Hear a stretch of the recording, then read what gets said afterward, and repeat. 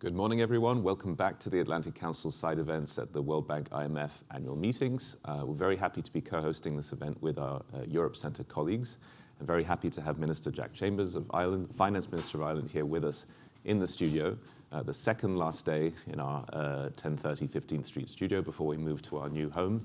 And it's very fitting that we have such an interesting interviewee with us today. Minister Chambers only recently became the Minister of Finance of Ireland, but he's already been in Irish politics for quite a long time. Minister Chambers is quite young, but not quite the youngest member of the ECFIN and Eurogroup meetings. That's actually, I think, the French Finance Minister as of recently, only slightly. And we're very, very happy to have you. So we're going to be talking about what you want to achieve here in DC this week, and then move on to the Irish economy. And I hear there might be an election soon. We don't intend to go into the minutiae of that, but maybe how you think that will impact on the economy. But starting with your week here, this is your first time here as Finance Minister. I think everyone's curious how you think it's been and what you've tried to achieve.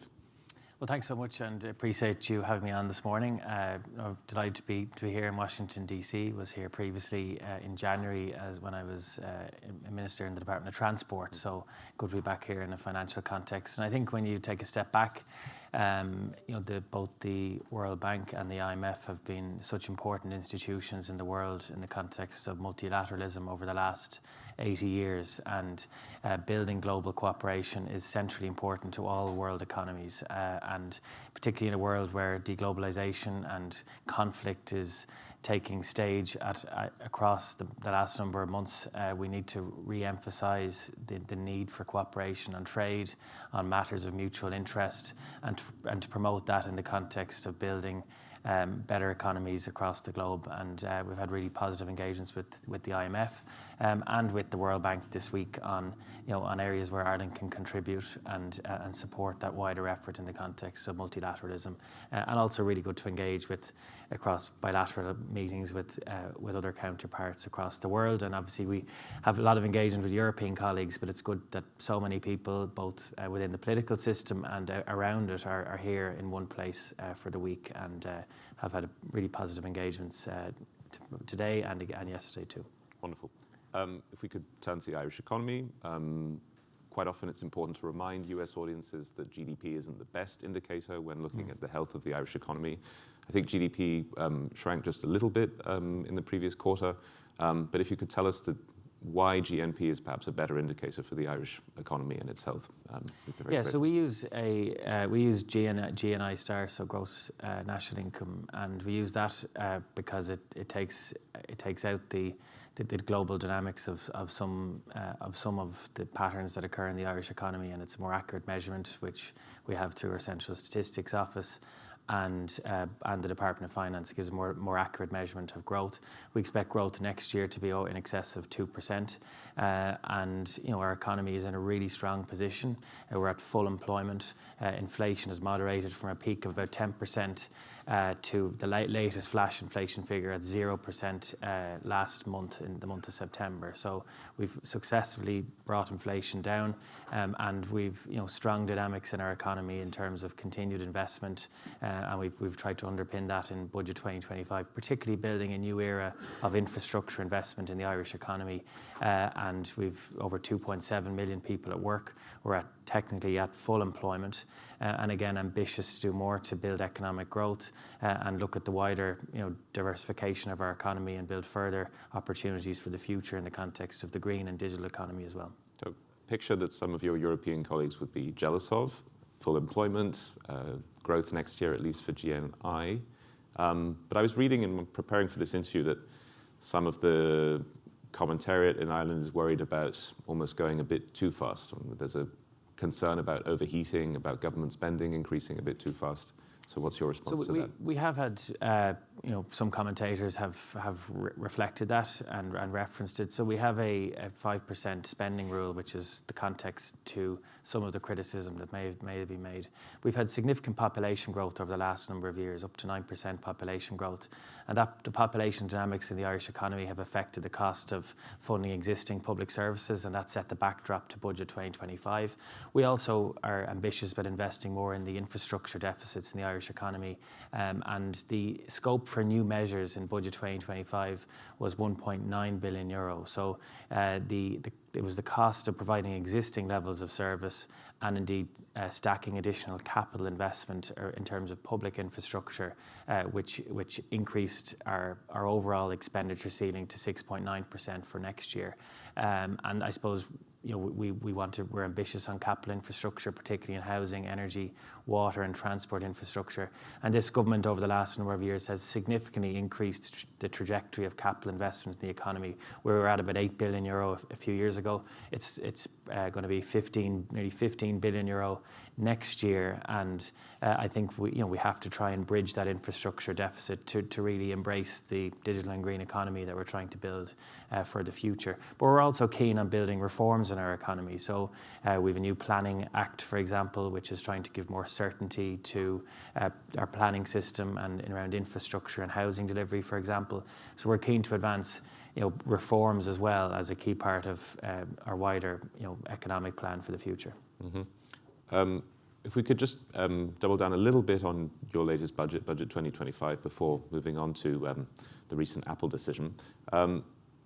You mentioned some of the areas that you're increasing infrastructure spending in. If you could give a non-Irish audience an idea of where you think the gaps are and how you're trying to compensate, maybe a little bit of history on how we got here, why there may be certain gaps in Irish infrastructure, Irish housing, and how you think that your policy can help. Well, the backdrop to this was that during the period after the financial crisis, from 2011 onwards, we obviously were in a significant period of having an exchequer deficit, and there was very little room to continue investment in capital infrastructure. We had a decade prior to that of significant infrastructure investment in housing, transport, and other areas in our economy. But it was a difficult period from say 2012 to 2016 in particular, where we had very limited capital investment. And from that period onwards, we had some growth in capital investment, but I suppose the wider reset has happened in the last 4 years of a significant uplift in overall capital expenditure. But we still have an infrastructure deficit, particularly with the level of population growth in the Irish economy. And that's why, with strong economic management, moderating current expenditure, we want to invest in capital expenditure in a really ambitious way for the future. And that's why it's €15 billion next year, and why we're ambitious to do more, but also underpin an overall economic evaluation around that. So we're actually building the future of the Irish economy in that context as well.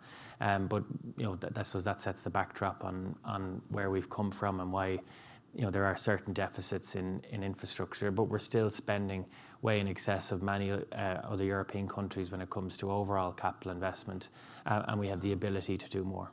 Thank you. So 2 questions on the recent Apple decision by the European Court of Justice. I think this gathered a lot of attention, even here in Washington, D.C., something that many finance ministers, I suppose, are quite jealous of, that you suddenly have this windfall of 16 billion, 14, excuse me, that you intend to spend carefully, I've heard, not make it a sort of permanent spending constraint, but spend it as a windfall on infrastructure.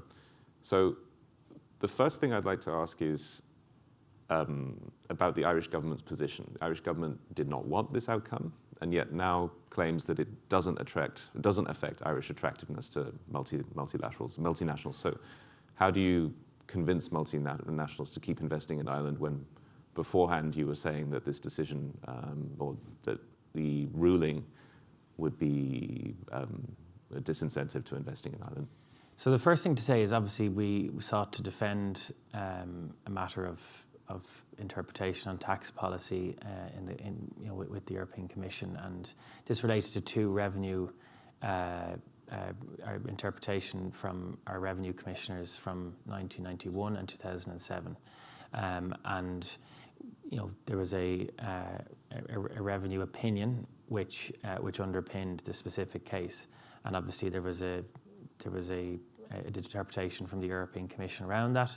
And it was important in terms of, it's a taxation is a competence of every government, that we defended that with the European Commission.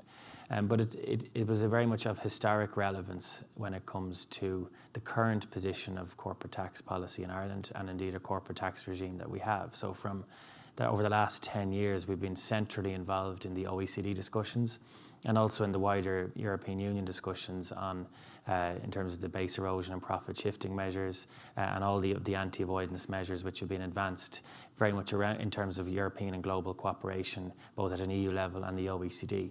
So we were defending a revenue opinion from 1991 and 2007, which, as I said, is of historic relevance. But when it comes to the future, we're absolutely clear on giving stability and predictability for those who are tax resident in Ireland, and companies that reside in our country.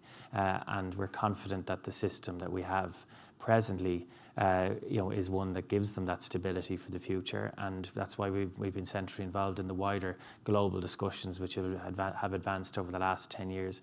We've implemented Pillar 2, for example, with many other European countries, and we've been very proactive in the Pillar 1 discussions within the OECD.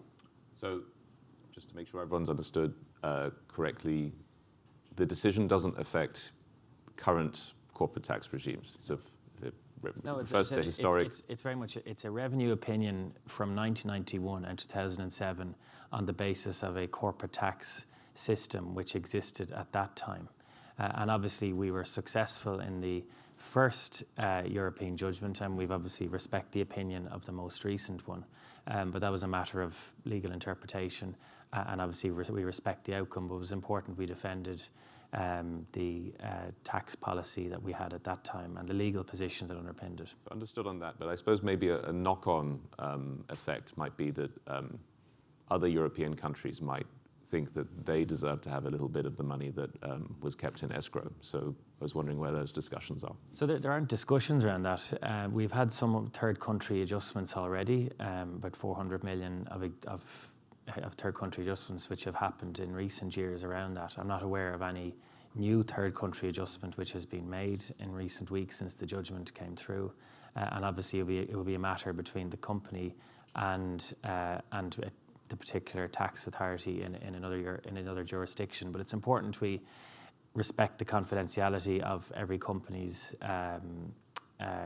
taxation position, and I think it's only not appropriate necessarily to discuss their taxation in other countries. But we've had third country adjustments, and I'm not aware of any further applications that have been made. Understood. A few more questions on minimum taxation, something that probably comes up in your meetings with counterparts that you see slightly less often. So you mentioned that you see your European counterparts all the time, but the virtue of these meetings is that you can meet counterparts from developing economies. I was wondering if the minimum taxation question and the efforts Ireland has made on this comes up in those meetings, because there's a criticism often uttered by developing countries that they don't manage to fund the development that they deserve because of tax optimization. So does that come up in discussions, and has it come up this week?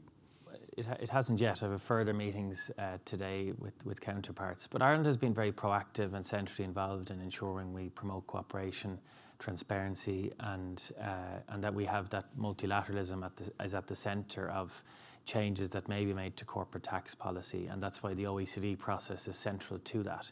We engage obviously with European and international colleagues on reforms that are being advanced, but it's important they happen in a collective way. And as I said, we've been clear and forthright in being involved in those wider discussions at a global level. Thank you. Switching gears slightly, we're a global affairs think tank, so we look very carefully also at Ireland's position in the EU, Ireland's relationships with third countries, how Ireland influences EU positions on China, for instance. I think it was very much noticed in DC that Ireland voted with the countries that supported new tariffs on Chinese electric vehicles. So Ireland voted in favor, and the decision passed, but many countries voted against. And I think a lot of casual observers might have expected Ireland to be in the neutral camp and abstain. So I know it's not fully within your remit, but you're part of the government that made that decision. So I think just for a Washington, D.C. audience, there's quite a lot of curiosity on Ireland's position, and maybe relative to an expectation that Ireland is on the sort of free trade fundamentalist side. So there was quite a lot of, maybe not surprise, but interest and curiosity about the decision to support EV tariffs. So tell us a little bit about that. So obviously the voting around that is confidential, just to state that in the first instance. Secondly, there was a European Commission investigation on subsidies around electric vehicles from China. And there's ongoing engagement between the European Commission and China. And it's important we utilise the structures within the World Trade Organization to resolve that issue and indeed other issues that exist between the EU and China as it relates to trade. We're very clear, though, that we're a country that promotes and supports free trade and between all countries, and that's something that has underpinned our wider economic development, and we absolutely support that in the context of the European Union and indeed wider relations with our international partners. And I think having that efficiency of supply and global trade is centrally important to our wider economic proposition. But obviously there are rules around the World Trade Organization, and if, you know, particularly on subsidies, and the European Commission investigates and evaluates that, and there are structures within the World Trade Organization to resolve that as well. And we need to avoid a situation where we've, you know, tit-for-tat disputes or protectionism taking hold, and that will damage the wider global economic environment. Which I think enables me to ask you a question about US-EU trade. Ireland's an important linchpin for that. There are some voices that say that things have been a little bit disappointing under the outgoing Biden presidency, a very pro-European president, one who's visited Ireland during his presidency, in fact. But in terms of the trade relationship, there hasn't been that much progress on trade deals, on regulatory harmonization. I think the conversations you'll be privy to also on financial markets, there just haven't been that many achievements. So I don't want to ask you about the US election, but what would your hope be, irrespective of the result, for the discussion between the US and the EU? What do you think? Do you think there's any low-hanging fruit that we should be concentrating on? Well, we always need to advance further opportunities that are there in the context of EU-US trade, and we support that in everything we say within the European Union, and indeed in our engagement with US partners. We have significant, obviously, bilateral trade with the US. We're the 9th largest exporter into the US, and indeed we've many US companies obviously located in Ireland. So we're very clear on having that pro-trade approach when it comes to all EU-US matters. I am concerned, though, about the wider narrative that exists both in parts of the EU and indeed the US on protectionist outlook taking hold, and we have to guard against that because it's a net negative for everybody if that takes hold. Thank you very much. One final question before we have to roll up or wrap up. Bringing you right back to the beginning of this interview on the Bretton Woods institutions, Ireland's role in them. Ireland's been a member very much since the beginning, 1950s, I think it joined both institutions. But I think I'm curious a little bit about what Ireland might want to see in terms of reform. A lot of conversations about changing voting rights, giving developing countries more of a say. You're new to your position, and this is your first time as the Irish Finance Minister during the annual meetings. But I'm curious what your feeling is about where discussions are going, if you've had any positive sense of something that might be possible on voting reform or anything else. So on that, look, we've a lot of engagements today, and we'll be reflecting on the feedback we're getting from countries across the world. Obviously, there's a need for that around multilateralism and ensuring that we have that wider discussion with other countries. But we'll take stock of that in the aftermath of these meetings and obviously engage constructively in that. Okay. Well, thank you very much. Thank you for coming to see us. And that's the end of our interview with Minister Jack Chambers, the Finance Minister of Ireland. But stay tuned, of course, because we have many more interviews coming today and tomorrow. I'll be interviewing the Ukrainian Finance Minister later from our pop-up studio at the IMF. So feel free to come and say hello if you're around. And thank you for tuning in. Thank you also to everyone who's made this event possible. Thank you.